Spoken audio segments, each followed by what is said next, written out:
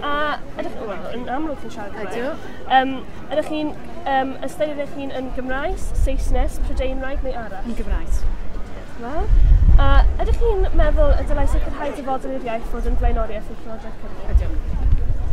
A Gymraes, Saesnes, Prydeinraig neu arall? Gymraes.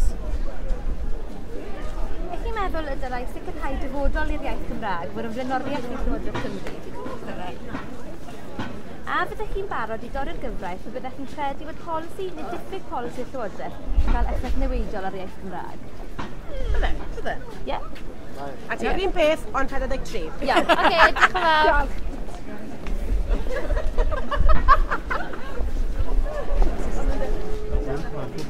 Damaging effect on the Welsh language? No.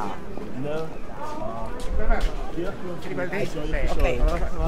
Ydych chi'n ystyried eich hun yn Gymraes, Saesnes, Prydeinraig neu arall? Gymraes.